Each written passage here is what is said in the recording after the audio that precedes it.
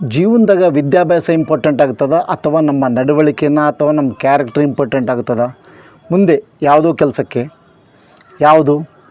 ಅದಕ್ಕಾಗಿ ತಮಗಾಗಿ ಒಂದು ವಿಶೇಷ ಕಥೆ ಇದೆ.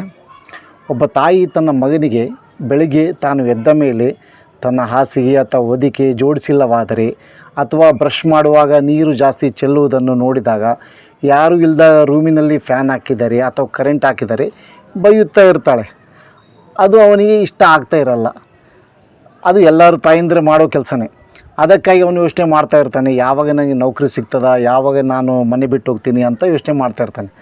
ನಾನು ದೂರ ಆಗಿಬಿಟ್ರೆ ಅವಾಗ ಶಾಂತಿಯಿಂದ ಬದುಕಬಲ್ಲೆ ಅಂತ ಯೋಚನೆ ಮಾಡ್ತಾ ಇರ್ತಾನೆ.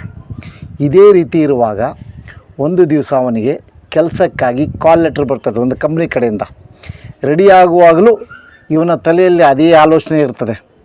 ತಾಯಿ ಕಳಿಸುವಾಗಲೂ ಅವನಿಗೆ ಧೈರ್ಯದಿಂದ ಆತ್ಮವಿಶ್ವಾಸದಿಂದ ಇಂಟರ್ವ್ಯೂ ಎದುರಿಸುವಂತ ಹೇಳಿ ಆಶೀರ್ವಾದ ಮಾಡಿ ಕಳಿಸುತ್ತಾಳೆ. ಯಾವಾಗ ಆಫೀಸಿಗೆ ಎಂಟ್ರಾಗ್ತಾನೆ ನೋಡ್ತಾನೆ, ದೊಡ್ಡ ಆಫೀಸಿನ ಕೆಳಗಿನ ಮುಖ್ಯ ಗೇಟು ಸರಿಯಾಗಿ ಮುಚ್ಚಿರಲ್ಲ. ಆಗ ತಾನು ಒಳಗೆ ಹೋಗಿ ಅದನ್ನು ಬಂದ್ ಮಾಡ್ತಾನೆ. ಅಲ್ಲಿ ಪಕ್ಕದಲ್ಲಿ ಸಣ್ಣದೊಂದು ಹೋಗ್ತಾ ಗಾರ್ಡನ್ ಇರ್ತದೆ. ಅಲ್ಲಿ ನೀರಿನ ಪೈಪ್ ಬಿದ್ದಿರುತ್ತೆ. ಆ ನೀರಿನ ಪೈಪನ್ನು ಎತ್ತಿ ಒಣಗಿದ ಮರಗಳ ಕಡೆ ತಿರುಗಿಸ್ತಾನೆ. ವೇಸ್ಟ್ ಆಗೋದನ್ನೇ ತಡಿತಾನೆ. ಹಾಗೆ ಮುಂದೆ ಹೋಗಿ ಮೆಟ್ಟಿಲು ಹತ್ತಿಗೂ ನೋಡ್ತಾನೆ. ಅಕ್ಕಪಕ್ಕ ಲೈಟ್ ಉರಿತವೆ ಮೆಟ್ಟಿಲು ಹತ್ತುವಾಗ. ಬೆಳಗಿನ ಸಮಯದಲ್ಲಿ ಅಲ್ಲಿ ಅದರ ಅವಶ್ಯಕತೆ ಇರುವುದಿಲ್ಲ, ಲೈಟಿನ ಅವಶ್ಯಕತೆ. ಅದನ್ನು ನೋಡಿ ಬಂದ್ ಮಾಡ್ಕೋತಾ ಹೋಗ್ತಾನೆ. ಮೆಟ್ಟಿಲು ಸಂಪೂರ್ಣ ಹತ್ತಿದ ಬಳಿಕ ಅಲ್ಲಿ ಇಂಟರ್ವ್ಯೂಗೆ ಬಂದಂಥ ಎಲ್ಲ ವ್ಯಕ್ತಿಗಳು ಹೋಗಿ ಜೊತೆಗೆ ಕೂತ್ಕೋತಾನೆ. ಕೂತ್ಕೊಂಡ ಮೇಲೆ ನೋಡ್ತಾನೆ, ಬಾಸ್ ಚೇಂಬರ್ ಎದುರುಗಡೆ ಹಾಕಿರುವ ಮ್ಯಾಟ್ ಕೆಳಗಡೆ ಸ್ವಲ್ಪ ಹೆಚ್ಚು ಕಮ್ಮಿ ಆಗಿರ್ತದೆ. ಅದನ್ನು ಸೀದಾ ಮಾಡಿ ಬರ್ತಾನೆ. ಅದನ್ನು ನೋಡಿದ ಅಲ್ಲಿ ಕುಳಿತ ಇಂಟರ್ವ್ಯೂಗೆ ಬಂದಂಥ ಎಲ್ಲ ವ್ಯಕ್ತಿಗಳು ನೋಡಿ ನಗಾಡ್ತಾರೆ. ಇವನು ಅದನ್ನು ಕೇರ್ ಮಾಡಲಾರದೆ ತನ್ನ ಚೇರ್ ಮೇಲೆ ಹೋಗಿ ಕೂತ್ಕೋತಾನೆ. ಸ್ವಲ್ಪ ಹೊತ್ತಿನ ನಂತರ ಅವನ ನಂಬರ್ ಬರ್ತದೆ. ಒಳಗೆ ಹೋಗ್ತಾನೆ.